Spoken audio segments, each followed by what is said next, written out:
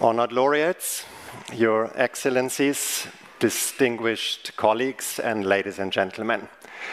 Welcome to the Nobel Lectures in Chemistry 2023.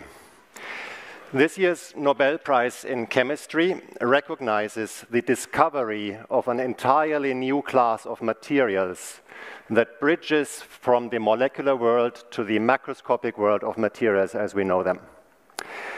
Professor Bawendi, Professor Brus, and Dr. Aleksey Yekimov each made breakthrough contributions to the discovery and synthesis of quantum dots. Quantum dots are exceedingly small particles, so small that quantum mechanics starts to determine their material properties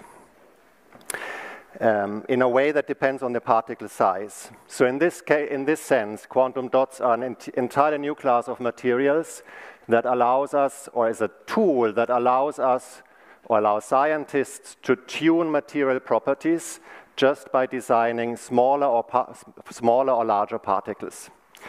Among the most obvious and most used of these material properties are optical properties, which you will probably hear quite a bit about in the lectures today. So the optical absorption, optical emission, so basically their color. But also essentially any other material property in quantum dots is determined by their size, namely, for example, thermal properties, when a material melts, how much heat it can store, magnetic properties, electric properties, and so on. The discovery of quantum dots was an important milestone in the development of nanoscience and nanotechnology, which is about understanding how material properties change at a very small scale, somewhere between atoms, molecules, and larger materials, and then using these properties for applications. For quantum dots specifically, these applications include already a widespread use in biomedical imaging to visualize molecules, parts of cells, or even tissue, as we heard earlier today during surgery. But you also find them in everyday applications, for example, to give LED lights a nicer dye, a nicer light quality, and for example in TV screens. But the most important applications of quantum dots are most likely still in the future. There is intensive research going on how to use quantum dot-based materials in energy conversion, for example, to convert light into electricity, or to create, in catalysis, to create new materials, not the least important solar fuels, for example, hydrogen production, and so on. But also very cutting-edge applications in quantum computing, quantum technology, for example, in quantum communication. So to communicate with light in an entirely new way are being explored with quantum dots. The theoretical fact that quantum dots and their properties might in principle exist was made already very early, was predicted already very early in the 20th century. But for decades, it seemed essentially impossible to imagine that it would be possible to make particles this small, and in particular with the perfect crystalline quality that is needed to actually exploit their properties. The very first discovery that this is indeed possible was made by Dr. Aleksey Yekimov, who was born in 1945 in the former Soviet Union in the United States, in the USSR. He received his PhD in 1974 from the Yoffe Physical Technical Institute in St. Petersburg, and was for a long time the chief scientist at Nanocrystals Technology in New York. So please join me now in welcoming Dr. Aleksey Yekimov to present his Nobel lecture for his Nobel Prize.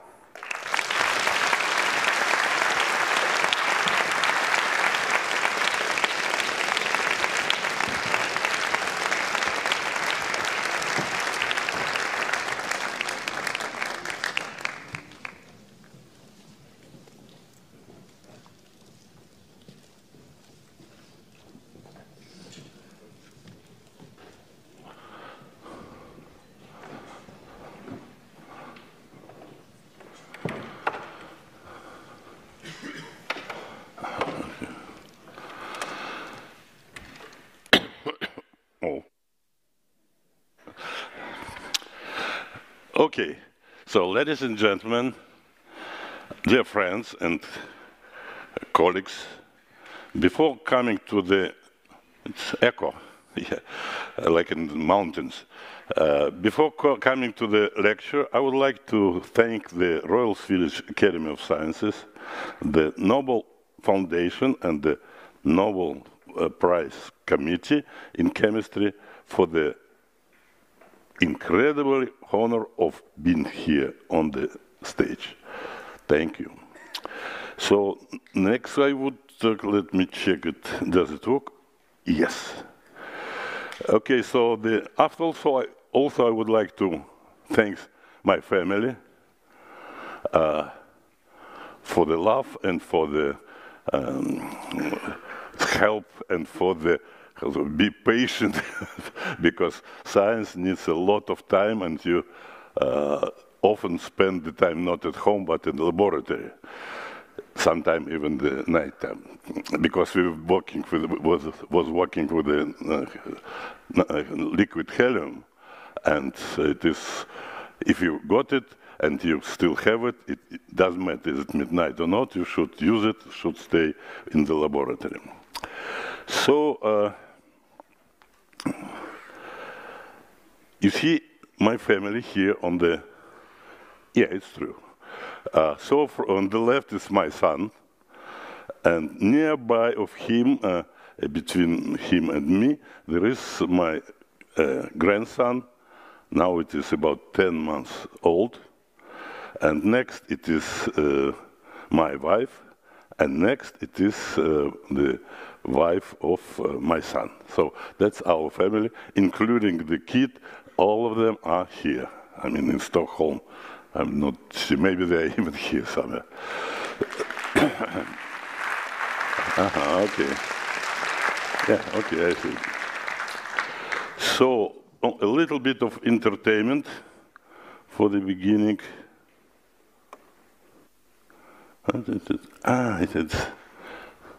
Yeah. Okay, so it was, I've been asked about history of that, how it was developing so many times that I decided to just to have this very short excursion to the States. Yes. Okay, little bit too strange. And okay, that's what I meant. Okay, this is the some place in Russia. It's north of the Russia. It's really very north of Russia. So America calls this kind of places like deep country. And it's about 500 kilometers from the St. Petersburg. And that's what we actually doing there in summer vacations for many, many, many years. And you can see how long it is, because you see that is, I did not eat the pointer here, somewhere, no? Okay. So you see that boat, and there is a small guy there who doesn't want to give the spinning to my wife. And this is the guy from the left. So you can imagine for how many years we covered this territory every summer and autumn. And you see, somehow we are armed, with the guns. It's hunting guns. It's not because there are a lot of bears. There are a lot of bears, but it is for, even more important situation, just for food. Because if you love the deep country, you should love absence of supermarket. And very often the question of food, it's in your hands. So that's why we, really had some, you see, hunting, etc., just for the, for the life. Check, okay. Okay. So now we're coming to, okay, that is weapons part. Huh? Well, that's strange, okay. Okay, so that the first, of course, when you deal with the nanocrystals, nanoparticles, quantum dots, etc., you should make them. And, the history of color glass comes to the beginning of millennia, I think, because that cathedrals, which you see in France, I was surprised, but they will build it up at 1st century of the last millennia. And it is a very, very beautiful stained glasses. And this is actually glasses like we have, just they use not nanocrystals, they use just rare earths for the coloring of that materials. And really I was surprised to see that it was so long ago, and the question is how they have measured the temperature 1,000 years ago, how they measure the weight, because it sometimes is just grams, no, at least for laboratory needs. And so sometimes you can think, okay, maybe it's aliens. Now it's very fashionable. If difficult to imagine that they be made by human beings, okay, the answer is simple. Okay, that's aliens. But of course not, it is just doable by humans, and that's what we will try to do now. I mean, I will try to show you how it was done. Okay, see this? Okay, and actually, I was trying to find some recipe from that time, or nothing. I mean, nothing. And so, when we started to do this job, you know, I mean, chemical job to grow the particles, we found that it's not that simple, because there are many parameters which should be controlled just to regulate size. And when we had these troubles, I mean that many results, many objects, different colors, but it's not seen how it depends on the duration of annealing, on temperature of annealing, on concentration, so many parameters. It's difficult to find the way how to control this.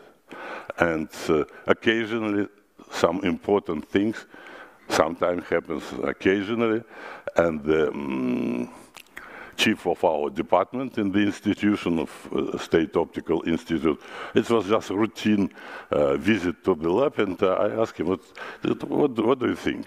It's a lot of results, but we don't have any idea how to, you know, align them to get some understanding. And he said, okay, I remember it was about maybe 50 years ago. It was some theoretical publication, which was named Phase Decomposition of Oversaturated Solid Solutions of Metals.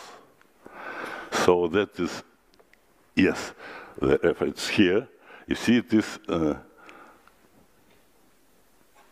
okay, it was published in 1958, I think, but the work was done in 1945 during the Second World War, and I was surprised with what's strange, yeah.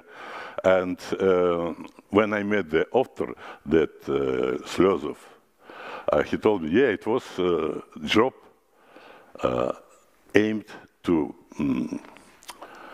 make alloys for the tanks.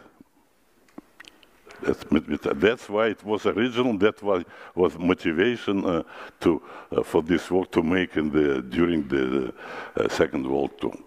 So, and he said, okay, have a look. It would be a few decades there for the paper. And he, of course, at Lifshitz is maybe you know that set of the theoretical physics handbooks, Landau and Lifshitz. So in the third volume, it was actually described that theories. That's why I'll start to show you. So we have, okay, is there a pointer, no?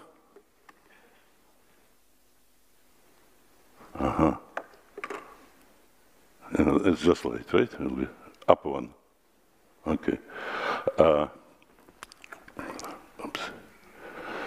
So this actually, the slide shows the kinetics of the growth of the nanocrystals in the process of phase decomposition of solution, oversaturated solution. And you can see that, as I mentioned, it depends on temperature. So there are a set of different temperatures. Let me check it. Yes, it works. So in this case, it is from 550 to 770 Celsius. And also it is dependence on duration time. So you put the sample in the furnace, you adjust temperature, and you wait some different periods of the times, and you will have these experimental points. And you see that when it is the low temperature, so in this particular case, for this material it's cut sulfide, 550 Celsius, that at the beginning the particles did not change the size.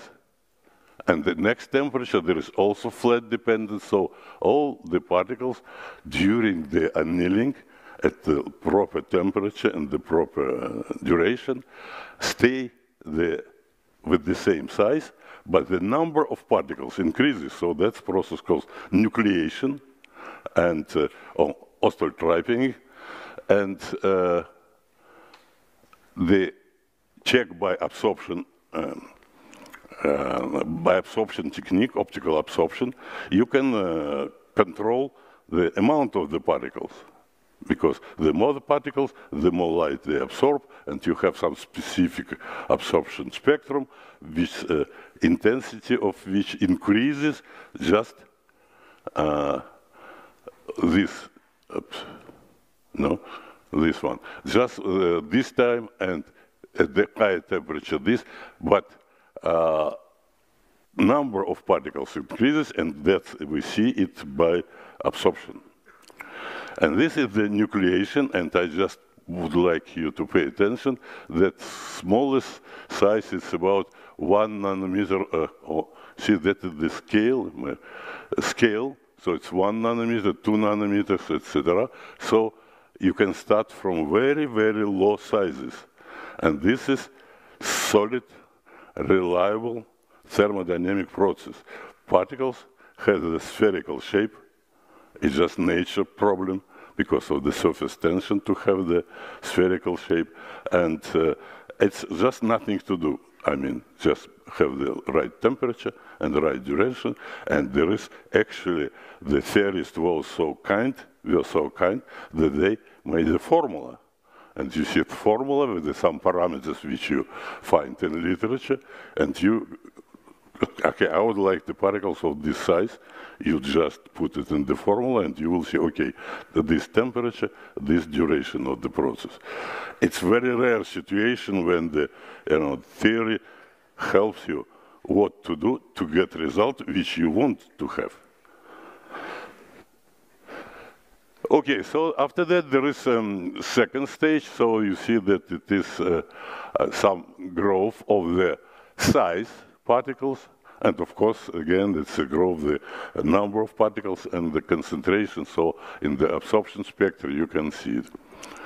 And the third stage, and this actually the particles grow at the expense of the material which dissolves us. Molecules of in case it's cut sulfide, they just join each other, and they give the nanocrystal, and the size of the nanocrystal increases with time. So you see, and you go like 10 nanometers, no, and even more. Even more, you had the theory said that this process will stop when all the material will be just one big particles. And after that, so there is no progress. But we never had it, I don't know, because you see, even in this case, it is like hundreds of hours we have the last time. And so hundreds of hours is 5 days. And that's the stage which is second stage. So is it written here? It is 3 stages of phase decomposition of oversaturated solution. And the last stage, it is the growth of the particles at the expense of dissolution of smaller ones. So when the size increases, concentrations of initial material decreases, and that's why that the particles, bigger particles, start to grow at the expense of the dissolution of smaller ones. That's why the final result of this process is one big particle. Okay, so let's have a look what will be after that. Oops. And here it will be just to say, oops.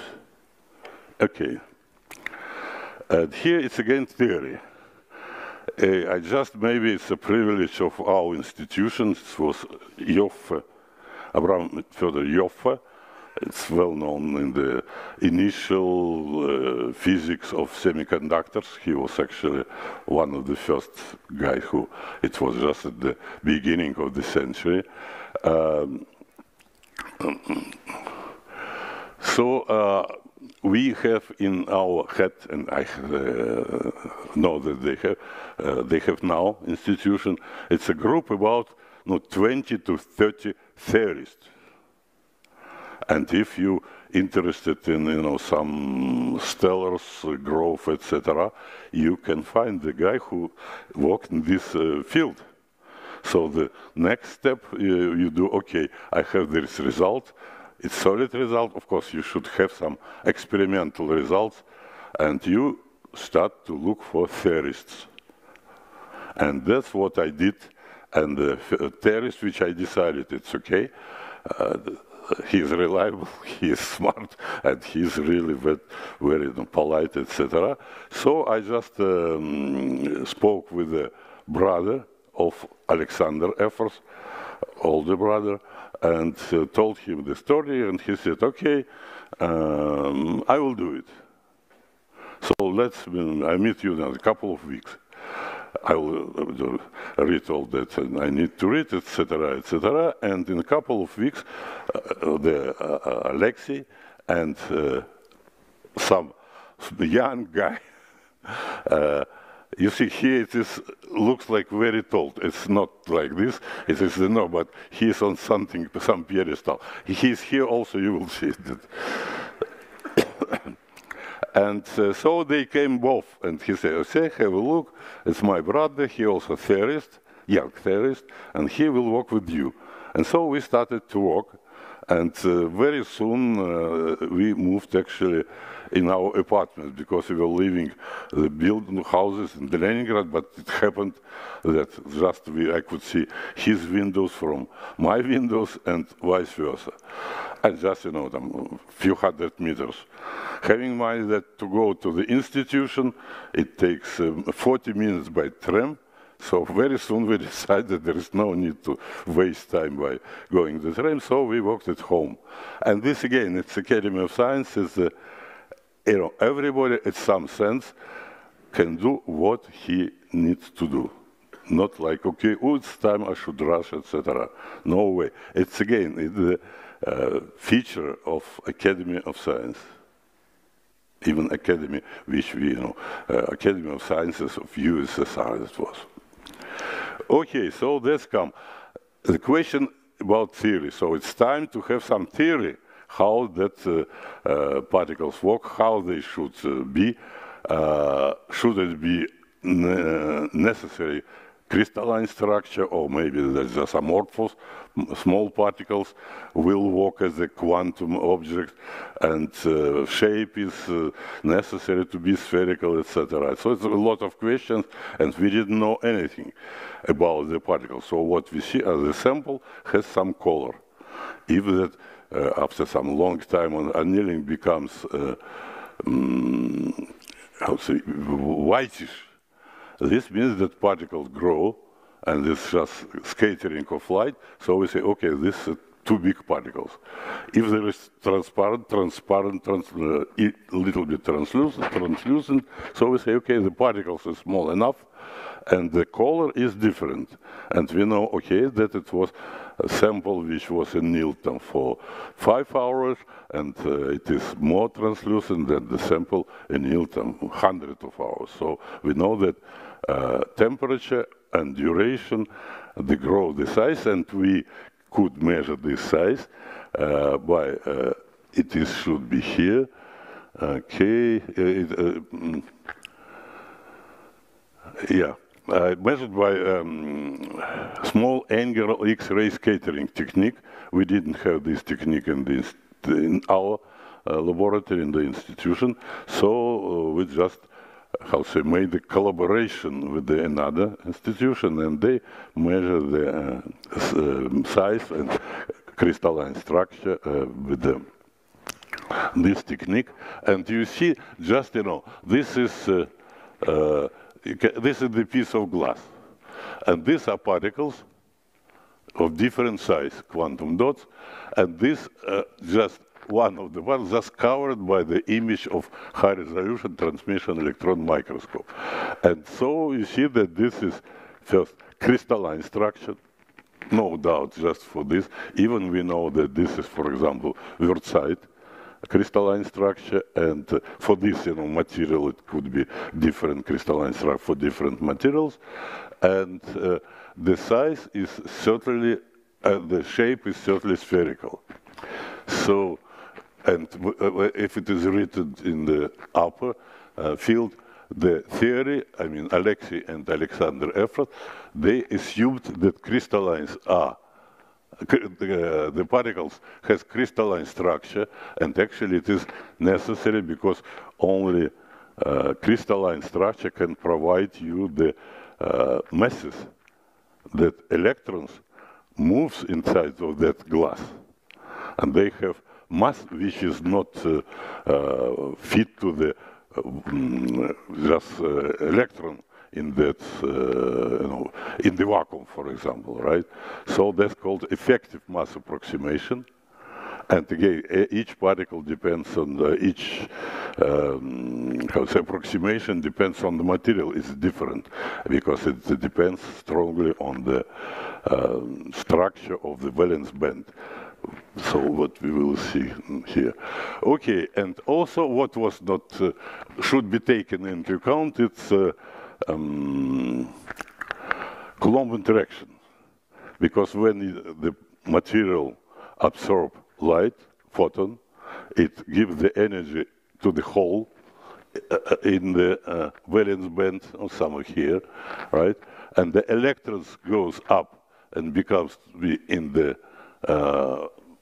conduction band, and the hole stay there. So these two particles, they are positive and negative charge, they have the Coulomb interaction. And that's the result is it's a new quasi-particle, and the scientists who introduced in the physics this phenomena, actually exciton, was Evgeny Gross, and it was at the I think one decade after the Second World War, and he got some, what at that time was Stalin Prize for the finding of the exciton. And and so this should be taken into account. And this case we have in the our particles inside, we have the electron, which one after absorption of light, after illumination of light, and we have excitons.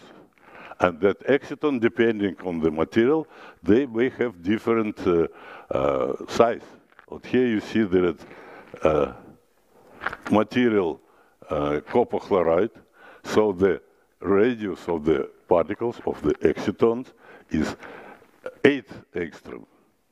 And particles of cat sulfide has 30 angstrom. It is radius in this case, right?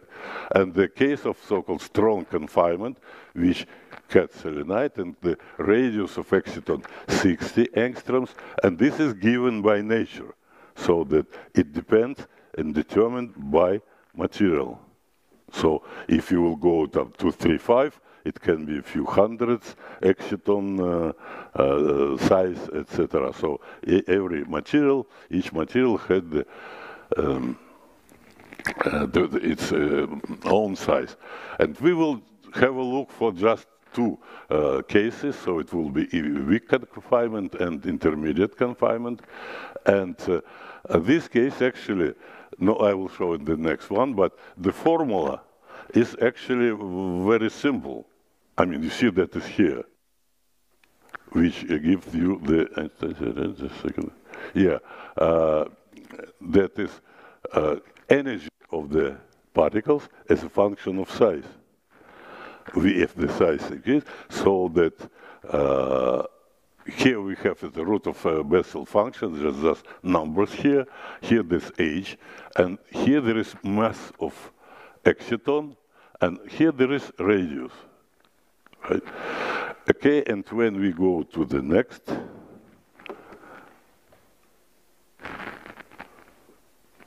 so here you see, again, it was mentioned, it is true, that mostly the physics was done of that nanocrystals, at least at the first stages, just by optical spectroscopy. So it's absorption, luminescence, and Raman scattering, also informative approach to the study of the particles. We will, touch it also.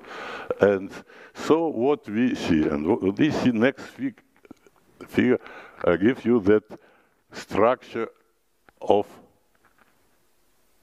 energy spectrum. So this is conduction band, conduction band, and you see there is some mass of electron is shown here. This is forbidden gap of the semiconductor, and we see that in this material the valence band is splitted. So in, not one band we have here, we have 1, 2, 3. And this is also called that spin orbit splitting. And in some case, the material of copper chloride should be written somewhere, but for sure it's copper chloride, I remember. The material had a little bit abnormal, because normally it's this couple of bands should be above, and this band will be below. And that's why, as I mentioned, the theory needs a spherical shape, crystalline structure, and non-degenerated valence band. So this is non-degenerated valence band, and these two, they are degenerate. So that you should take into account both of them at the calculations, having in mind that they have different mass. Okay, so that's it was demand of the theory, and that's why some people ask why you started from that material which is not, it's ultraviolet. You does this because absorption is more than 3 electron volts, so you don't see any color, etc. It was chosen because this is unique material which has the upper band is non-degenerate, so just fit to the theory. It is crystalline. That's why you may use approach of approximation, effective mass approximation, and you have the shape, as I showed you, and you have band which is non-degenerate, so when you will deal with that transition, so absorb plate, electrons goes up, excitons here, and there is holes here, and excitons move, they have through the lattice, and they have mass, so you use this formula, which is, let me say, Z12, it should be, okay, that also 1, 2, okay. So you start to measure this line, spectral position, and you, of course, compare it with the bulk samples. I mean, just normal material of the millimeters, whatever. Right? So absorption spectra will look like this, and the two characteristic parameters, spectral position of this line, Z3, which comes from this transition, and the position, spectral position of the another line, which actually originates from that transition, absorption in that from the lower level. And these two values fit perfectly with the bulk material. And here there is size, I think, 300 nanometers. Yeah, 310.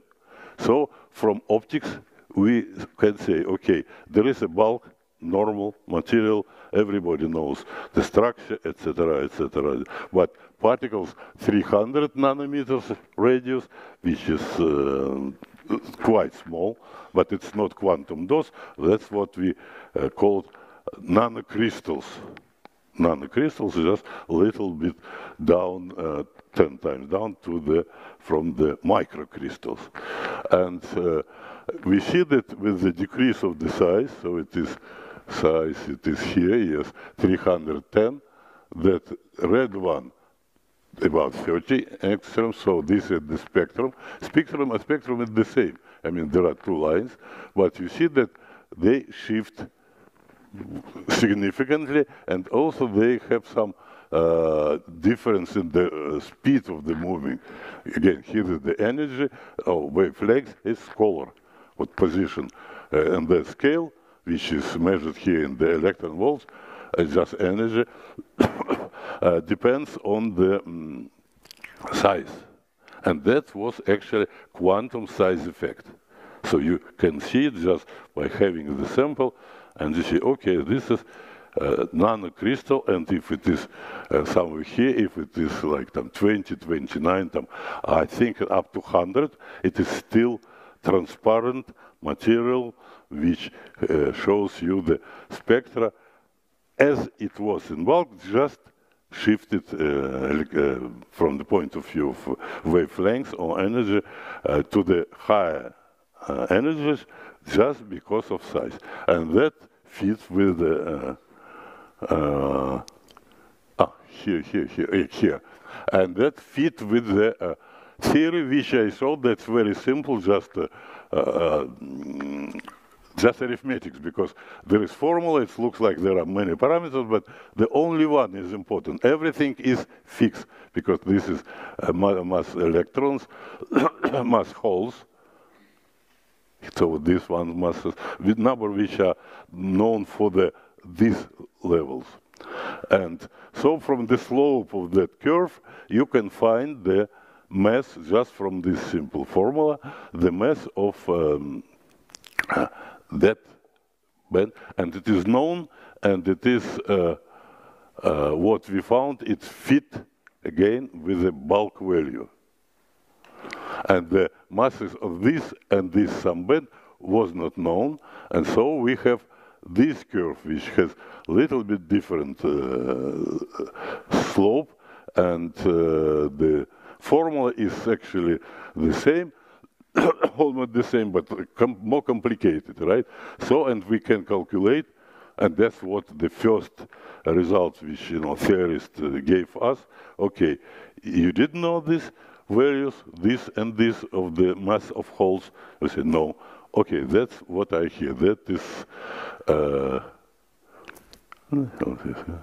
okay, so we have this mass 2.6 for this one, this band, and the mass 1.5, it is for the that band.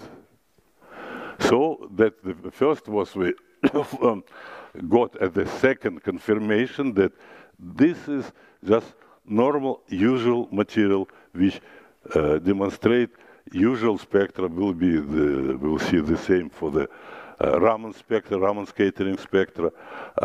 Just there is some energy dependence on size. So the first what we saw is that the position, the energy of the transition doesn't matter. Is it absorption? Is it luminescence?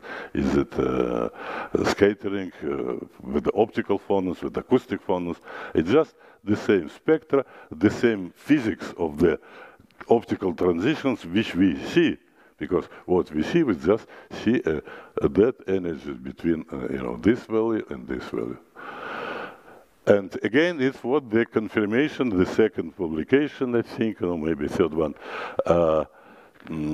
which confirm, yes, there is still material which we know as a bulk. And just the values of these masses for that can be determined from experiment. But again, this is see that, okay, material is the same. The change of the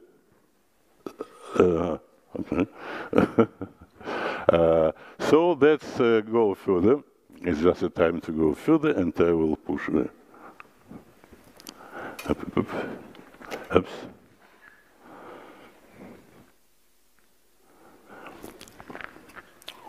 Okay, so as I promised, we will touch the Raman scattering. In this case, it's resonant Raman scattering. And you see here absorption spectra. 10 minutes. Sorry? It's time forever. Okay, time is always forever. Right? No, okay, so what we see here, that's the absorption spectra of the samples of another sample, cat selenite.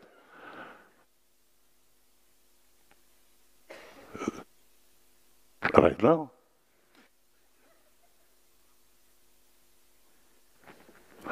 You know, when I watched that, you know, the movies from the 2022, it was some red line which, you know, increased, so I could see, okay, there is some 10 minutes, 5 minutes, etc.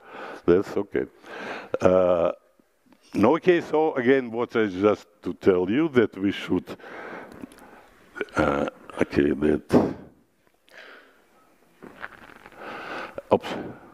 This is another material. Okay, so this is Raman scattering light, so there's 200 reciprocal centimeters. And again, we see that position of this light depends on size. And when we put as a function of size, which is actually 2 pi divided by radius, you see this curve, which is again the typical normal curve of dispersion of the energy of the optical phonon in this case. And that's, you know, and we have that again, the shape of how that curve looks, it is typical dependence for the bulk materials. We again say that despite of the small sizes, we see something that happens with the decrease of the size, but it is still material, known material which has properties, optical, etc., which comes from the bulk materials, just a little bit changed by the size of the particles.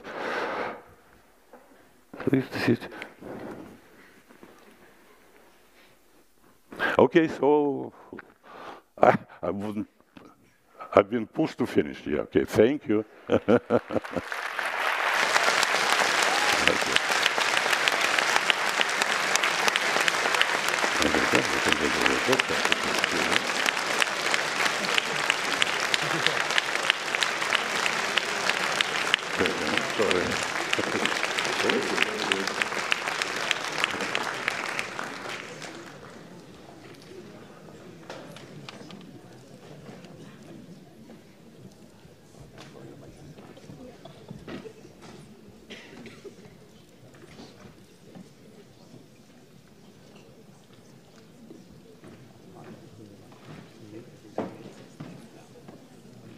Thank you so much, Dr. Yekimov, for this historic insight in how quantum dots were discovered first in glass.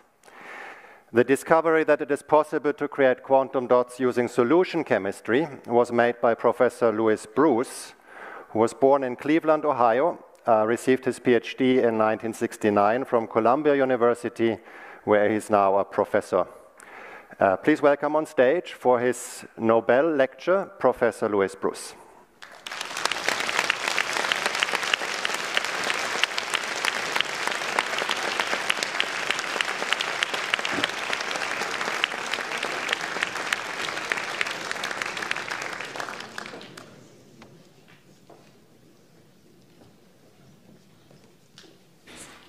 We can just leave.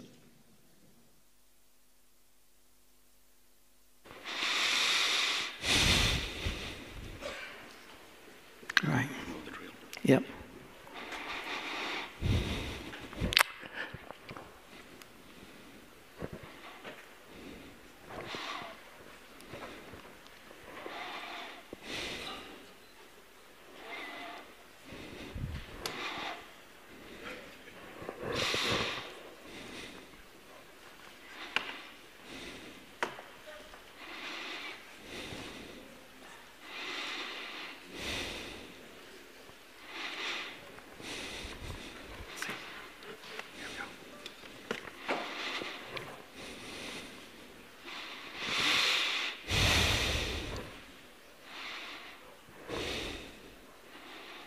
Okay?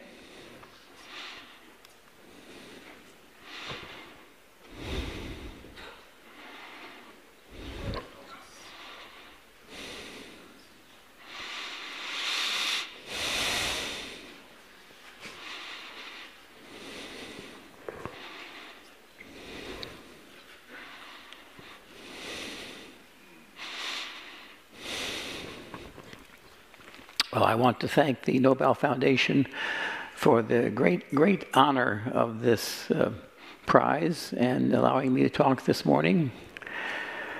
A few mistakes creep into the slides, wrong date and so forth. I got to go back. Okay.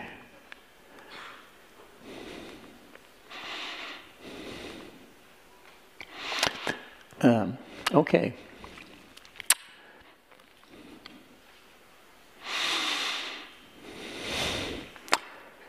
So I'd like to talk about chemical quantum dots and our effort to make to create these things in solution, and that will typically be involving cadmium selenide. I'm pushing the wrong button here. Oops, backwards one more time.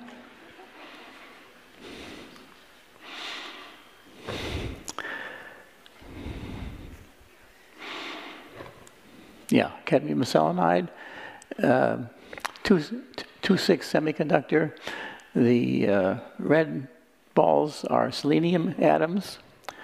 The small ones, blue ones, are cadmium atoms or ions. It's a tetrahedral material. Each blue ball is surrounded by 4 red ones, and each red one surrounded by 4 blue ones. And I'll also talk some about short carbon nanotubes in order to contrast their behavior to the nanocrystals.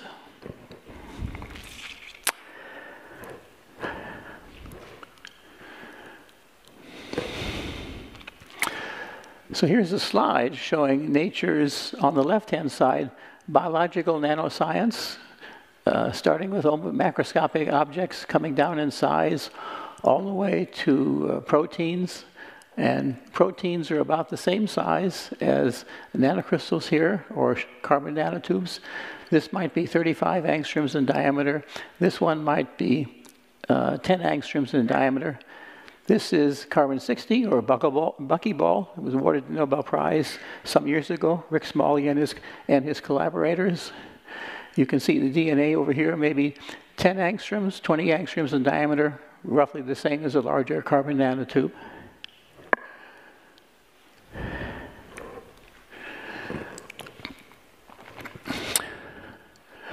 So the quantum dots, the colloidal quantum dots, began when I was a staff scientist in AT&T Bell Labs in late 1982, first observations. This Bell Laboratories was the research and development laboratory of the telephone monopoly in the United States. And they were mainly concerned with the science that would support things that were critical in communications, new materials, mathematics of the phone system, and computer chips. And I want to thank the leadership of Bell Labs for supporting this research in its earliest stages, long before it was recognized as important by the academic community in the United States. So let's begin with what is a semiconductor nanocrystal. As Aleksey was describing, it's a small piece of rock. In this case, it might be 30 angstroms in diameter, maybe 10 atoms across from one side to the other. And if down in here, you can see that maybe there are 40% of the atoms are actually on the surface. Made by chemical synthesis. I don't need to describe this right now, but creating a colloid that has this 30 angstrom diameter particle with ligands on the surface. Ligands to give stability and functionality as you'll see in a minute. I'd like to convince you this really is a branch of chemistry. And so I show you the apparatus, for making quantum dots of a certain size. This is a photograph taken in my laboratory.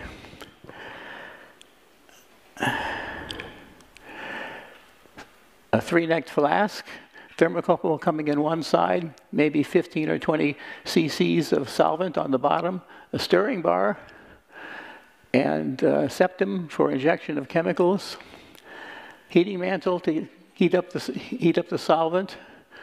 So in this situation, we can adjust the temperature, and we can initiate the reaction either by injection through the septum here, or by having one of the reagents already dissolved in the liquid on the bottom. This offers the opportunity to control the composition as a function of size. So you can begin to grow one type of nanocrystal in the bottom, and then halfway through the growth, you can inject reagents to grow another nanocrystal through the septum and get core shell nanocrystals. Yes. All right. Here's an example of what you can make with time. Cartoon. We start with the reagents to make cadmium selenide in the center. Nucleation and growth, you stop at this size, and then you start injecting reagents to make cadmium sulfide. If the conditions are correct, you will not nucleate any new cadmium sulfide, but it will grow on the surface of the pre-existing cadmium selenide. And then you can continue by injecting at the final stage zinc sulfide reagents, carboxylic acid capping on the surface at the end of the reaction. This is useful because it keeps, it's basically a piece of semiconductor surrounded by material with larger band gaps. Zinc sulfide is almost an insulator like that. So now let me talk in detail about how to go through this and what we did. And for the young students in the audience, let me say this is, in fact, the way we gave talks in the 1980s. Before the invention of PowerPoint, you see my handwriting cartoon effort to make sense of it all.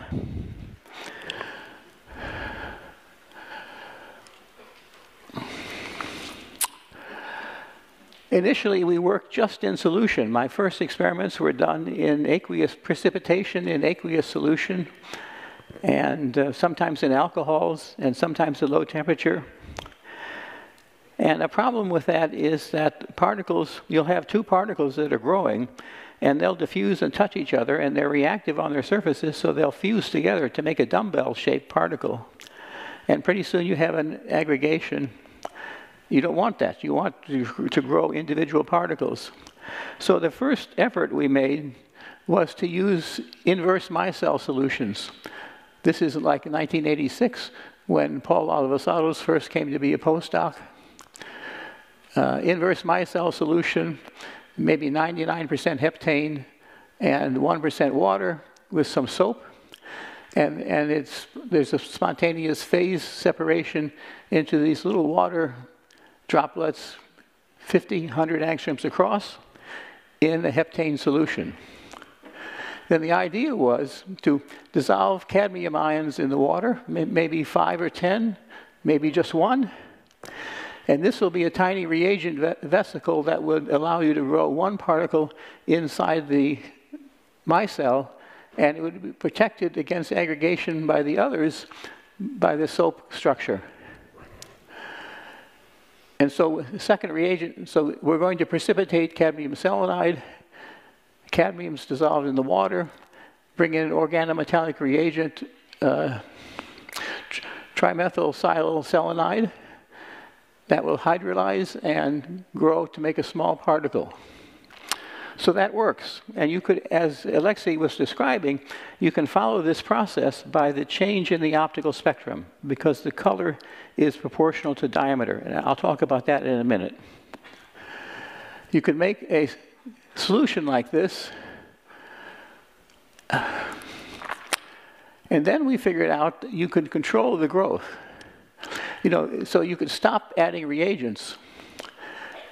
Cadmium all used up, everything precipitated, let it sit for an hour, and then add more reagents. And what you would find is if you added the reagents slowly, the pre-existing small particles would grow to be larger, but you would not nucleate any new particles.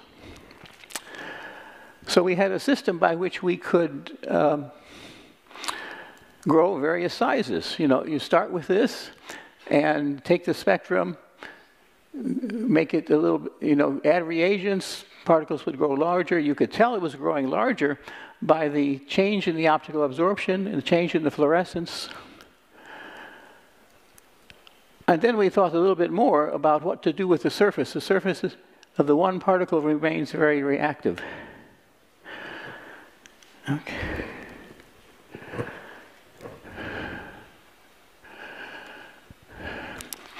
When Moungi came as a postdoc, after Paul went to Berkeley as assistant professor, we figured out, and it was mainly Mike Steigerwald who was the driving force behind this, that we could change the nature of the surface of the particle. If you have this growth process to make a particle, and then in the last stage you eject phenyl trimethylsiloselenide. And that will react on the surface of the particle and put phenyl radicals on the surface of the particle. And in fact, that changes the particles from hydrophobic to hydrophilic to hydrophobic.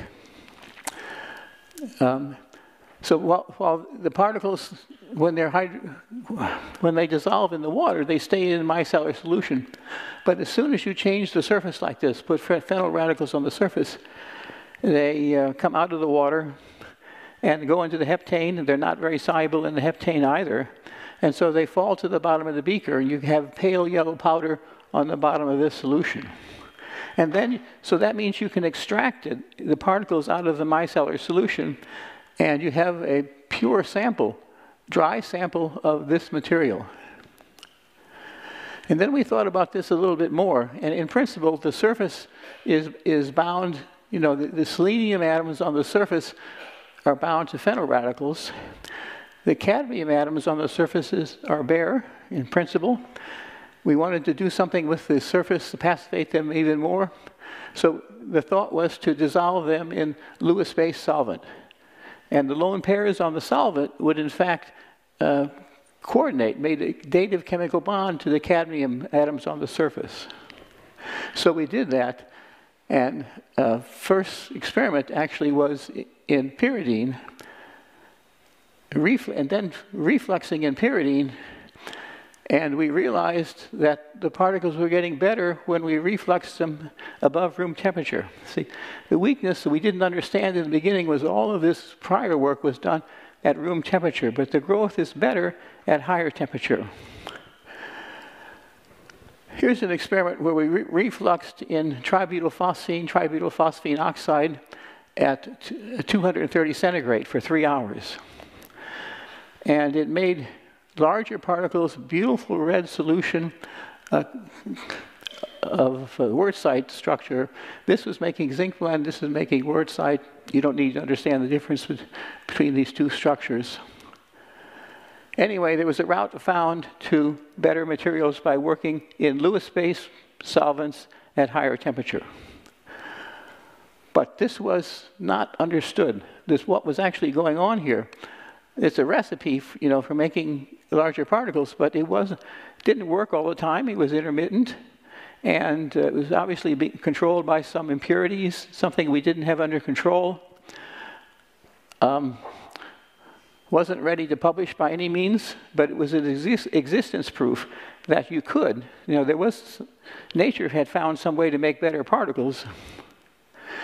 This is the problem that Moungi took to MIT when he went to be assistant professor, and you'll hear about all of this shortly. Bell Labs is a very collaborative institution, and you see we're able to do lots of characterization of these materials, this one and that one as well.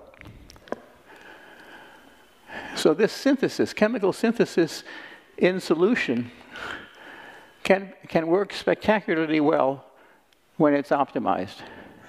Many people over the last 30 or 40 years have contributed to this improvement in the processing of the particles and invention of new routes to make different materials. And you see here some data from the laboratory of Chris Murray, who at that time was at IBM and who's in the audience today. This is making lead selenide nanocrystals, and you can see that perfect little cubes. Each one's a single nanocrystal.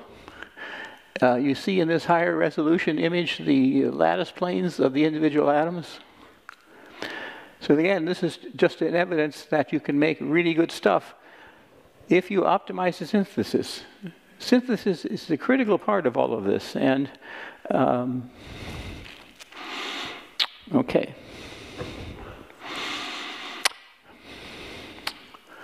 So how was it that we could do this in Bell Labs with enthusiasm? So Bell Labs was concerned with the future of computing and the future of microelectronics.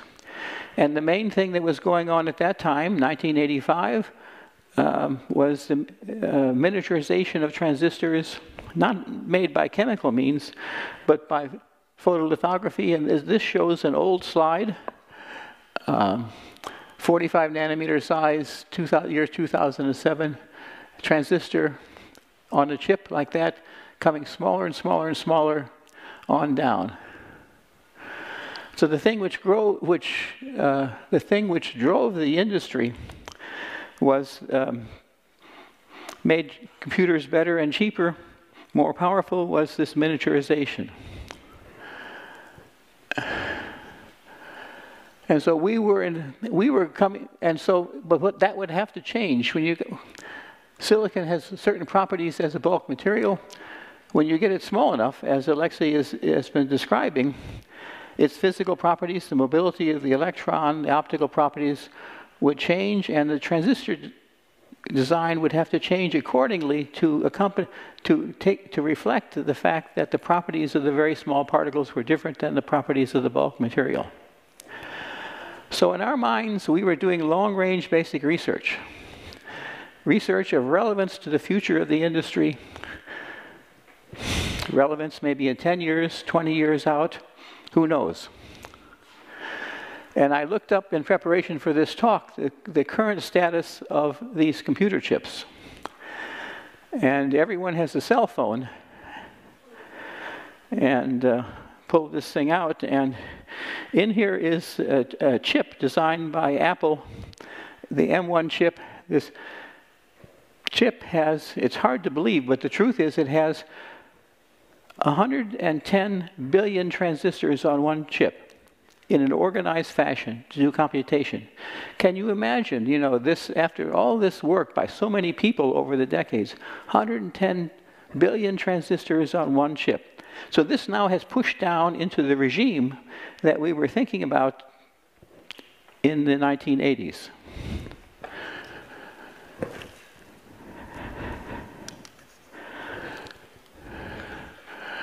The truth is that this transistor business is one of the great achievements of mankind, in my mind. This has improvement in communications, improvement in computers, has completely changed the modern world, compared with 50 years ago. A change as dramatic as the improvement of DNA technology and for medicine and for clinical work. So we got into this accidentally, as many things happen in research. It wasn't our intention to look for quantum size effects in the beginning. I was doing experiments on the surface photochemistry of semiconductor colloids. Colloidal particle can absorb one photon, create an excited state, which is an electron-hole pair. And if you have an organic molecule on the surface, you can get oxidation or reduction reactions. That experiment is best done in a colloid because the surface area is so high between the solvent and the surface of the solid material. So we had these old recipes for making colloids, and occasionally I would. I got to get back to the right place here. Occasionally we'd make a colloid, and the band gap was a little bit larger than the bulk band gap, and I didn't know why. And you can see that here. This is the absorbance, optical absorption spectrum of cadmium sulfide in a bulk material. Basically, it begins at 5,000 angstroms. You know, it absorbs light to the blue of 5,000. You'd make a small particle solution. The absorption edge would shift, and a little bump would appear. And the bump was, in fact, the beginning of an exciton. So this was evidence that we had, just as Aleksey was describing, we had come into the, we were by accident now getting small enough that we were intermediate or hybrid between molecular properties and solid state properties. We were in this intermediate regime. And so let's think a little bit about why and how that might be the case. Aleksey showed the equations for the quantum size effect, which come from the band structure of the solid. Okay, I'd like to show an equivalent way of understanding that quantum size effect using the language of chemistry. And the key thing is that in a large crystal, a large silicon crystal, you have tetrahedral coordination, sp3 hybridization, silicon surrounded by 4 others in the bulk. That's the same as in a small molecule. Here's a disilane molecule, sp3 hybridization, sigma-sigma bond between 2 silicons, and then capping on the surface by hydrogen atoms. Local chemical bonding around each silicon atom is the same in the molecule and the crystal. That's the key.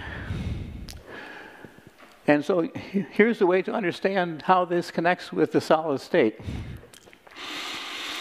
This little red dot is 1 silicon atom, and what energy is plotted on this scale. And across here is the size of the nanocrystal, of the number of silicon atoms in a nanocrystal. If you have the 2 silicon atoms, disilane, sigma bond formed between 1 silicon atom and the next, like that. Bonding orbital with 2 electrons in it, and an anti-bonding orbital with no electrons in it. This is what we teach in freshman chemistry. All right, and so this splitting, sigma to sigma star, is the strength, basically a measure of the strength of the chemical bonding of the crystal. For a diamond crystal, this splitting is really, really large. Bonding is very strong. The splitting is different for every semiconductor. Now, suppose we get to the situation we have a really small silicon cluster that has maybe 10 or 15 of these bonds in it, like with capping on the surface. So you have, in fact, 10 sigma orbitals, 10 sigma star orbitals. So these couple together, and to make a narrow band of molecular orbitals like this, spreading out with the center of gravity with the original sigma orbital. Many, many more states here, and a width developing as a function of size. The mathematics of this width is known, you know, and that mathematics is equivalent to the band structure equations that Aleksey showed. So in molecular language, this is a molecule, big molecule. It's a HOMO and a LUMO, and optical transition from here to here. So as it grows larger, you have more and more states down here. They get closer and closer together. Eventually, they overlap with respect to their natural widths, and you form a band of occupied orbitals, which in the solid state language is the valence band. And there's a band up here of empty orbitals, the conduction band. And so you can see that in the asymptotic limit of a larger crystal, there's a band gap that controls the absorption. To the blue of this band gap, you know, it's absorbing at every wavelength, and it's transparent to the red of this gap. This is the HOMO and the LUMO of the bulk crystal. This is the HOMO and the LUMO of the nanocrystal. You can see just by this, the way the problem is set up symmetrically, this HOMO-LUMO transition is larger in the crystal, the chemical quantum dot, than it is in the bulk material. So this energy difference between here and here is in fact the quantum size effect. And it means that the stability on a per atom basis in the cluster is less than in the bulk material. The prediction is that in a quantum dot you have discrete molecular orbitals, although very close together. And so if the resolution is good enough, you can see these various transitions close to each other. So the continuous spectrum of the bulk material breaks up into a number of closely lying optical transitions. Looks like a molecule, like an aromatic hydrocarbon. You know, an aromatic hydrocarbon in solution might have a number of excited states that you can resolve. Semiconductors luminesce, and you know, when they're made well, when they're crystalline, and you control the number of defects in them, they luminesce really well. The optical signals that are carried in optical fibers are made by little semiconductor lasers. Christmas tree lights are now made by light-emitting diodes of semiconductors. And the laser pointer in here is semiconductor-based. And it's true as well that the quantum dots will emit light very well if they're well made, crystalline, and the surface, the chemical valence on the surface is corrected. All right, here we go. There's another thing going on. It's a shame I don't have a good picture of that. You have a quantum dot like this. It has an electron and a hole in it, and the electric field lines begin on the hole and they terminate on the electron, and they pass through the semiconductor mostly, but some of the electric field lines fringe out and then come back into the nanocrystal to terminate on the opposite charge. And so that means the Coulomb attraction depends on the dielectric constant of the solvent as well as the dielectric constant of the semiconductor. And so this is an attraction, and it's a little bit stronger. Let me go to the next slide. If we drop back into the solid state language, this is the quantum size effect due to this incomplete band structure. And this is the Coulomb attraction between the electron and the hole. And so the HOMO to LUMO transition occurs at this energy, asymptotically coming into the bulk band gap, but shifting blue as a function of smaller diameter. It's a very simple model. It's approximately correct, but it has the virtue that there are no adjustable parameters in this. It's based entirely on things which you can measure in the bulk, and then in zero order you can use it to predict what the band gap will be of a particle of a certain size of that material. Effective masses and the dielectric constant are different for each material. Okay, so putting this all together, we can recognize spectroscopic regimes for quantum dot as it grows larger. If you have just maybe 10 atoms, it is a molecule in all respects, and the chemical bonding is different than in the bulk, has no relation to the bulk. But as it gets larger, the chemical bonding and the structure will shift into being an excise little fragment of the bulk, especially if you terminate the surface. And so in this size regime, you get these quantum dots that we're making through solution chemistry You get to even larger. When you get to diameter equal to the wavelength of light, then there's further changes in the spectra due to electromagnetic effects.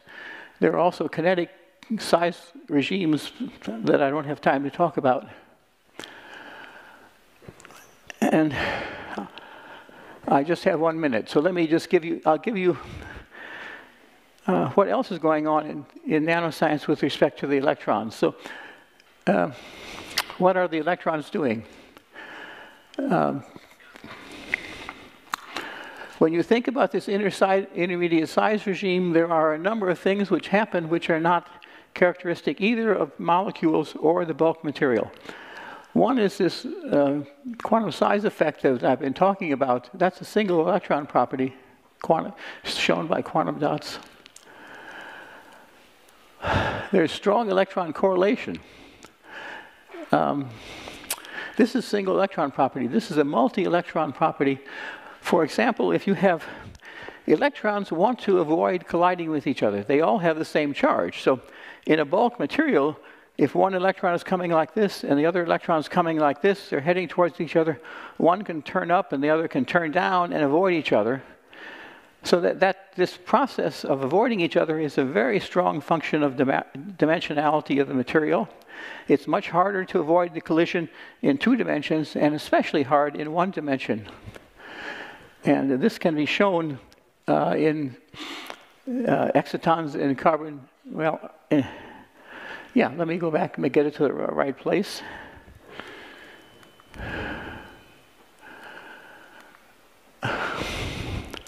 In a carbon nanotube, you can make an excited state, absorb a photon, make an excited state. Carbon nanotube is fundamentally different than a nanocrystal because it has 1 dimension which is still long, like this. So an electron in the carbon nanotube, if the electron is going around the circumference, it comes back on itself and it has to show positive interference to make a stationary state. And that's the same thing as in a nanocrystal. You can think of it in a nanocrystal, electron is going, bounces off the wall, comes back into the interior of the nanocrystal, has to interfere with itself constructively rather than destructively. This is a little bit like Bohr's original model for the hydrogen atom. Bohr's model was that electrons are going around in orbits and there has to be an integral number of wavelengths, de Broglie wavelengths going around, and to make a stationary state. So 1s, 2s, 1p, 2p, all these were stationary states in Bohr's model. Well, all right, so since the time is up, let me just go ahead and try to bring this to a conclusion. There's strong screening as well. If you think about, a carbon nanotube has electrons right on the surface, and so the field, if you create an electron hole pair, electric field will come out, pushing the wrong button, electric field will come out and partially go into the solvent and then come back again to the opposite charge in the nanotube. So it senses the properties of the solvent. The excited state senses the properties of a solvent. That's basically a molecular property. A bulk solid state material, everything happens inside. The surface is not relevant. For a big crystal, this is behaving more like a molecule. All right, we'll skip this one and skip this comparison. Conclusion. In nanocrystals, the size dependence of the electrical and optical properties result from simple quantum confinement with relatively little electron correlation. Nanocrystals are in fact excellent classes of large molecules and excellent chromophores if in fact you can make them well and the structure is annealed. Carbon nanotubes are superb wires. In nanoscience, you can see from what I've said and what Aleksey has said that synthesis is the critical technology. You can theorize all day long about this, but what is important is to make them and actually study what properties they have rather than just think about it abstractly. All right. So I'm profoundly grateful to the Nobel Foundation for this honor, as I said. Also profoundly grateful to my family for support over the decades, to my wife, Marilyn, 3 children, and now 4 grandchildren, all of whom are here in the meeting today. The essence of making progress originally in Bell Labs was through collaboration. Tim Harris, Mike Steigerwald, Bill Wilson, Moungi, Paul, Jay Troutman, Sasha Efros, for all these different aspects of putting the problem together. You can see this problem is partly theory, partly organic chemistry, organometallic chemistry, material science. You need expertise in all these areas. Going back to what I said about Bell Labs, you know, I'm lucky to have been there when this project started, because it was the kind of institution that could support this strong collaboration and which understood the importance of this on the 10 or 20 year scale.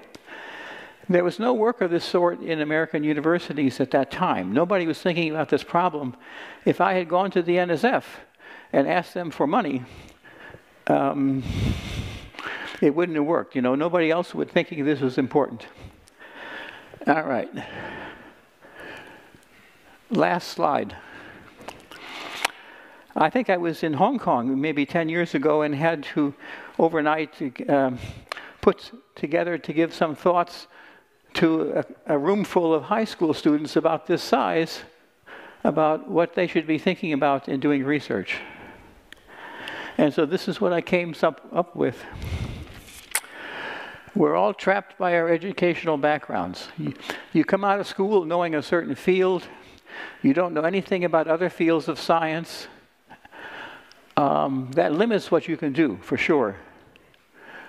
And the way to combat this is every day learn something new. I tell my grad students that the greatest skill they have is to continue to learn by themselves after they have left graduate school. Most of the things that I have used in my life were invented after I left graduate school, and I had to keep learning just to keep up with the field. What are your colleagues working on, and why do they think it's important? Search continuously for a better problem than the one you're working on at present. Choice of the problem is the most important scientific decision you will ever make. You know, so if you're a competent scientist and someone gives you a well-defined problem, you probably can work it out. The hard thing is to figure out what to do in the beginning if someone doesn't give you the problem. That means to recognize where there's opportunity that other people don't see yet. You know, problems that are difficult in one field can be easy in other fields. And the last thing is certainly true. You don't have to be a genius to make good progress. You have to be dedicated, be intelligent, and have discipline to keep working, but not be a true genius. So I tried to tell you a little bit of this, and we only got through part of it, and I thank you for your attention today.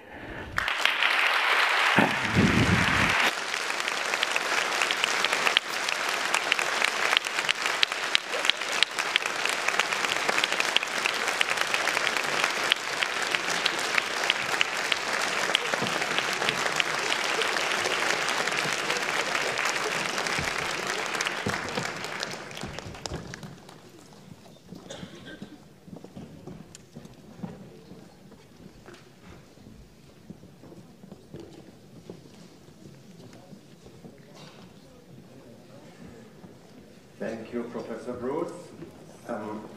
To bring quantum dots to technical applications and everyday applications like we see them today, a method was required that would enable the production or the manufacturing of quantum dots with very high quality and in a scale, in a way that allowed it upscaling into industrial scale.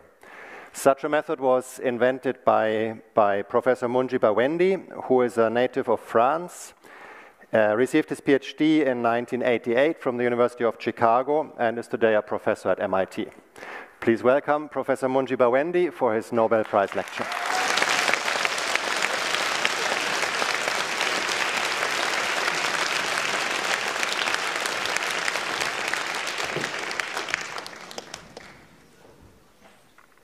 I want to start by thanking the Royal Swedish Academy of Sciences and the Nobel Committee for Chemistry and the Nobel Foundation for this incredible honor of being here in front of you. As was explained in the last two talks, quantum confinement is key to understanding the properties of these semiconductor nanoparticles, these quantum dots. And what you see here on the screen is a series of vials of different sizes dots that are emitting at different light frequencies. And at a basic level, you can think of quantum mechanics being the important property that the electrons acquire at this small size scale. When you think of an electron in a circuit, you think of a small particle moving around with a velocity, etc. When you try to stuff an electron in a small box, like a small nanoparticle, that electron can no longer be described as a little piece, as a little particle moving in the circuit. It can only be described through the laws of quantum mechanics. It becomes a wave. And as you know, when you have a wave in a, for instance, in an organ pipe or in a flute, that the size of the wave depends on the boundary. So a small organ pipe has a smaller wave in it, a sound wave, than a big organ pipe. And it's that effective idea that happens here with the electron and the quantum dot. And that change in the wavelength of the electron eventually gets translated in a change in the wavelength of the light that is emitted by the particles. So the red particles have a longer wavelength and the small particles have a shorter wavelength. I want to start off with my timeline from my time at Bell Labs to my time at MIT, where we ended up creating this synthesis that is recognized by the Nobel Prize Committee in 1993. I want to thank especially the students that were with me at the time, Chris Murray, David Norris, Manoj Nirmal. It took an adventurous group to join a young assistant professor on his journey at the time. So let me start with the Bell Labs prep that Lewis talked about, what I will call the phosphine prep. At the end of 1989, I was a postdoc, and I stumbled into that. The phosphine prep, and I have my slides also from 1990, etc., on transparencies. The micelle prep, it should be called the inverse micelle prep. Stargewald, Alvasados, and Brus developed that before I came as a postdoc, basically creating little droplets of water and making the reaction at room temperature in these droplets of water to eventually create a small powder of particles. And what they had found that by annealing the particles at, for instance, in a Lewis space like 4-ethylpyridine at 160 degrees, you could make better particles. The water amount regulated the particle size. So what they had found that by boiling in pyridine, these particles, sometimes they found this very interesting transition, this very sharp peak in the optical spectrum around 410 nanometers. And my job was to try to figure out what was that. And I really didn't know any chemistry. And really, Mike Stargewald, who is here today, taught me everything I know about organometallic chemistry. I was a theorist first, and then I became a spectroscopist. And then, through an accident of time and space, I ended up at Bell Labs working with Lewis, who really taught me how to be a scientist. So I didn't know what a Lewis space was, so I asked Mike, what is a Lewis space? And Mike showed me a bunch of Lewis spaces in his lab, so I took a bunch of these things, and I started cooking the particles and whatever I could find. And for most of them, nothing much happened, but there happened to be a bottle of tributylphosphine where some magic happened. And you can see the word magic on this slide. You don't see that very often in a scientific talk. It was because we really didn't understand much what was going on. But what we found was that these particles grew and changed color. And at the end of the process, we obtained this amazing sample, much better than we had seen before. And I wrote a paper on this called the X-ray structural characterization of larger cat-selenide particles, and this is the experimental section. And you see underlined in red the words occasionally. That was part of the magic. So occasionally a red color appeared.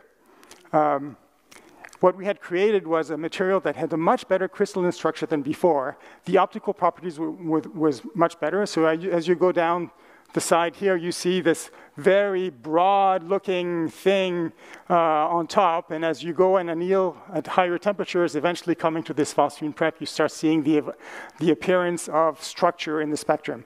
That showed that the particles were getting better.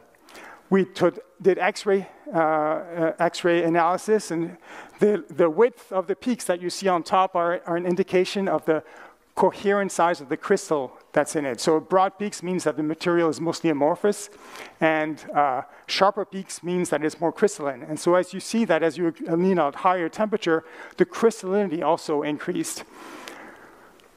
Going to low temperature is also something that we do quite a bit. This is at 15 Kelvin, because at room temperature, your analysis of what's going on is hampered by thermal noise. Things get broadened out by thermal noise, which you can eliminate by going to low temperature. And what we found was this sharpening of the spectrum, indicating that we could now see really the size distribution was getting much narrower, and we could really see this wave, the electron wave, this exciton, being very well defined in the particles. And most importantly, in the lower left-hand side here, you see by combining this really beautiful sample with an optical method which selects the biggest particles in the sample, we could see the very sharp structure of vibrations of the atoms inside the particle. That showed us that we had finally found something that was really quite crystalline, of the quality that we were after. But the problem is that I could only make one size. And if you're trying to understand the size evolution of material from molecules to the bulk, and you've only got one size, you don't really have what you need. And so that's when I come to MIT. We tried to reproduce this with Chris Murray and David Norris, taking little seeds of these water-based materials and growing them in the phosphine. And quickly realized that this irreproducibility was a huge problem. The lack of size was a huge problem. And within a few months, Chris Murray and I, thinking about the nucleation and growth of making crystals back in the 1950s, which is what I had been using when taking little seeds that were water-based and dissolving them and growing them further. So we got rid of all the water-based part, and we switched completely entirely to organic, air-free based organometallic chemistry. And instead of making little seeds in water, we developed a process called the hot injection method, which is what people call it now, where we introduced and this is a picture of Chris and David from that time here. We introduced the precursors rapidly through a syringe here into a hot solvent that contains the surface molecules that slow down the growth and provide a uniform surface of the particles. Okay, once we did that, that was all good, but still the quality wasn't good enough. You could tell from the optical spectrum that these peaks that we were looking for were not getting sharp enough. The distributions were still within maybe a bigger than 10% distribution, and my goal was nearly defect-free particles, a size series, a consistent surface chemistry, and especially a narrow size distribution. Because we really wanted to study the physics of this evolution. And without a sample, we didn't have anything. And it was kind of scary at the beginning.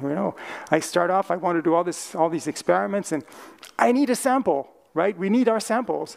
And so that was really the issue, the necessity of the samples, which drove us towards working very hard, towards Chris and David and I to work very hard to figure out how to do this. And Chris was working in the lab, and David was getting his physics experiment ready. So as was Manoj Nirmal, the third student of my initial group. Also these initial molecules we were using were very expensive. They were little bottles, and they were costing hundreds of dollars a piece. We were running through that really quickly. And we realized then that the temperature needed to be higher, perhaps, and we needed something cheaper. And so we found this octyl-based tributyl phosphine octyl, which is a longer chain, which has a higher boiling point, which happens to be used in the mining of uranium. So it's made in the train load. It's super cheap. And so that was great. And so it had the advantage of having a higher temperature, at much higher, 300 degrees or higher. And as a result, when we switched, we were able to get bigger sizes, get our size series, and then finally, adding to that, because we're chemists, we think that at the end of the process, we have to purify our material, and ended up having what we call size-selective purification. This is a slide from that period also. Now I have a laser printer, so it's not all handwritten.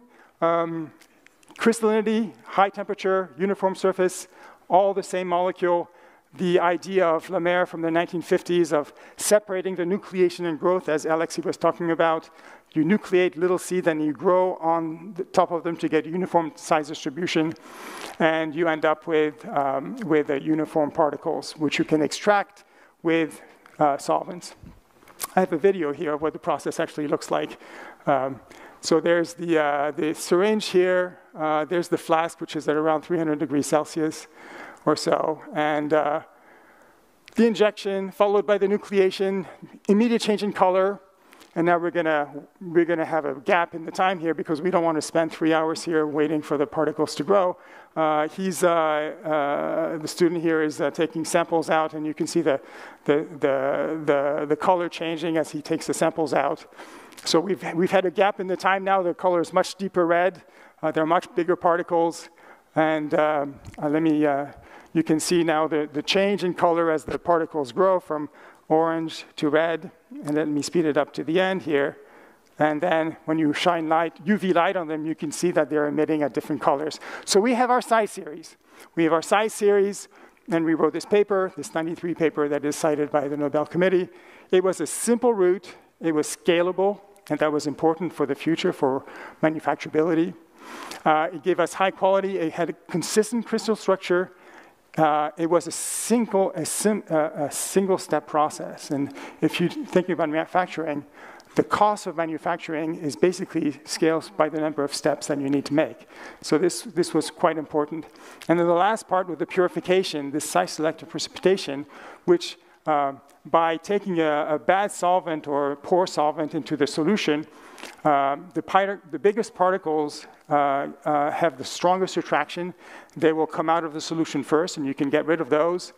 And so you cut off the tail here.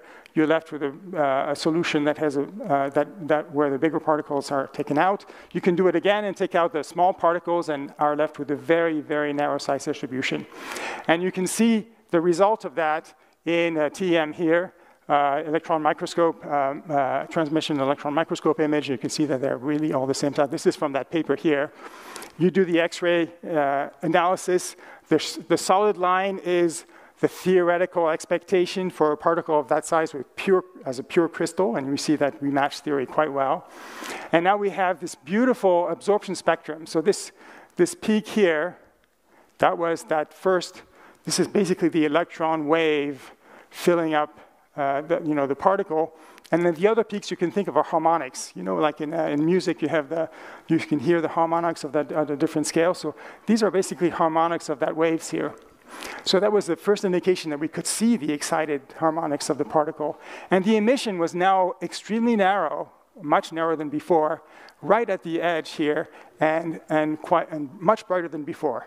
Around 20% or 30%, what we call the quantum yield, which is the ratio of the photons that come out to the photons that we put into the material. 100% is the best that you can do. And the exquisite tunability that Chris Murray was able to do with this synthesis here is shown here. So this is a size series, and you can see the change in the color. This is 400 nanometers is blue, 700 is quite red, and you see the change in color. So the difference between any of these two is basically a handful of atoms that give you this huge change. And then as you look at a blow up of a few of the ones on my left here, you can see these harmonics being shown very nicely. Okay, so this is where David comes in now with his physics experiment, because now we're ready to really understand this evolution. And the first thing that you do is you go to low temperature again, and then you incorporate optical experiments where you can select even further the sizes of the particles to study them. And whereas at room temperature here, you can see the harmonics sort of spreading out as you get to higher and higher pitch. When you actually do the experiments, you see that it's more complicated than that. And the reason it's more complicated is because these are not empty boxes. These are boxes that have atoms in them. And that electron wave interacts with those atoms. And so you see interesting things like, you see that the harmonics here wants to go get higher pitched, but then it gets repelled by another harmonic here. In spectroscopy, we call that an avoided crossing. And when spectroscopists or physicists see avoided crossing, their hearts swoon, because this is what we live for sometimes, right? And so this means that we are really studying the physics of the material, not the physics of an amorphous material or the physics of defects. Because when you start in this field, you're always worried, am I really studying the real thing or just defects? And nobody really wants to study defects at this stage. Manoj, pictured here, was ready to do magnetic experiments. And the theorist, Sasha Efros, who's here as well, who guided us through this period with his intuition. And the theorist predicted that the emission from the light that would come out would be what's called forbidden, meaning that it would take a very long time for that electron to go back to the ground state to find its home. And so the light would take a long time to come out of the particles. But in the presence of a magnetic field, the magnetic field would shorten that time. And that's exactly what we found here. This is time on this axis. This is the amount of time that the light comes out. With the field off, it's longer than with the field on. That was another indication that what we were really studying was the real physics, and that our samples had gotten as good as we could make them, and certainly well enough to study the physics. Okay, now you've got these beautiful particles, and they behave a little bit like artificial atoms. You know, you create these electrons, and they're waves, the waves that you can change the size. And what we had found initially in these initial pictures was that they tended to want to assemble in a well-defined manner. And it turns out that if you're very careful, you can essentially create supercrystals out of them. You can create supercrystals of artificial atoms. And this is an image from a paper by Sherry Kagan, Chris Murray, and myself, showing the beginning of the assembly process here, this is now a field that has taken off. He is creating interesting crystals out of these supercrystals out of artificial atoms like this. And in an SEM, surface electron microscope, you can see the individual dots here assembling into these bigger and bigger crystals, eventually making macroscopic crystal. And this is the picture of Sherry from the early 90s working on this. And so when you do that, then suddenly you think about, okay, maybe we can give really new and interesting properties to these crystals of artificial atoms. You know, the normal crystals made out of normal atoms look nothing like the atoms they're made up with. You can make semiconductors, you can make metals, you can look at transport properties.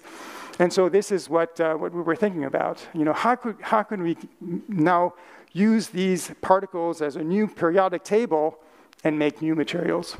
And there's a huge field working on that now, and Sherry and Chris are still working on this area now with beautiful, beautiful results. Okay, I want now to spend, okay, this is a picture from 1998 that shows the characters of the story. There's Sherry, there's Chris, there's David Norris, there's myself, Sasha Efros, the theorist, Tim Harris, who was at Bellas at the time, who will come in my story very briefly in a minute, and Manoj Nirmal on the side here. Okay, a big improvement, a step towards the commercialization of the material was this realizing that you could keep adding new materials on the surface of these growing particles. And there was a series of papers in the mid-1990s. Margaret Hines and Philippe Guillaume showed us that, you could get quantum yields as high as 50%. So there was an improvement of what we did, better stability, and a bunch of us worked in that area at the same time, giving us these beautiful colored vials, emissive. And when you have tunable colors that are bright, that can all be created using a simple blue light, you start to think, how can I use this thing for? This is kind of an amazing new material. What can I do? What can I do with it? And this is where the application started. The first use for them was not a real commercial application. It was the realization that these things were now very stable and good enough that we can actually see them one at a time. And when you see them one at a time, you discovered a wonderful new world. For instance, you discovered that these things are like stars. They blink on and off, and we have to try to understand that. You discover that you can actually go and look at the spectrum, look at of these materials, and you see that as you cool down, that they're all different. They all have different spectra, but they're very, very narrow. You can see that here on the scale here, and that has. Then you look at the dynamics. You see all sorts of new dynamics that you didn't expect. This is the the exploration of science. You find a new material and you do experiments. You find things you didn't expect. So we saw this is energy on the scale as a function of time. You see jumps. So basically, these little particles become sensors of their environment. They're not isolated. They live in a matrix where there are electrons that are moving around, the electric fields that are moving around. And so all these jumps that we see are due to charging or of the particle itself, charging of the surface, or local charge dynamics. Eventually, we figured out how to make the particles so that they were less sensor of the environment, more stable. And recently, that has allowed us to apply these materials, or begin to apply them in quantum optics. And what you see here is a recent result showing what is called two-photon coalescence. So if you can get photons coming from these particles that are indistinguishable, that look alike in every possible way, and you put them on a beam splitter here, one coming from the bottom, one coming from the right, from the left here, instead of coming out in stochastic way, they will always come out together. And this coalescence is a hallmark of what we need, what is important towards making a quantum communication and quantum computers optically. I talked about particles as building blocks. I want to show you one example of super nanoparticles. This is combining quantum dots here, semiconductors, with magnetic particles to create these superparticles now that are even bigger. So this is the building block idea. These superparticles are made up of luminescent quantum dots and magnetic little particles, and so they react to a magnetic field by being attracted to it. So they're both emissive and magnetic. They end up being these little core shells where the emissive particles are on the surface and the magnetic particles on the inside. And so you see this beautiful order happening. When you have particles that are really all the same size, really like atoms, when you put them together, they can order in really interesting ways. And you can see the chemical analysis on the bottom. The first application happened in the late 1990s in biomedical imaging, cell labeling. And there was a company that was created to commercialize that, and they did really pioneer work on that. And you can see here a cell labeled with quantum dots in the nucleus and dyes on the outside, and the dye bleaching out and disappearing as the quantum dots survived because they're little pieces of rock. We did a bunch of in vivo experiments and showed that by choosing the surface ligands correctly, then we were able to make these things biocompatible. So in green here, you have the vessels in this image here, and then we inject quantum dots, and you can see them sort of getting out of vessels into the tissue without aggregating. And so this then has led to a whole bunch of studies of using the quantum dots to understand the tumor microenvironment, for instance.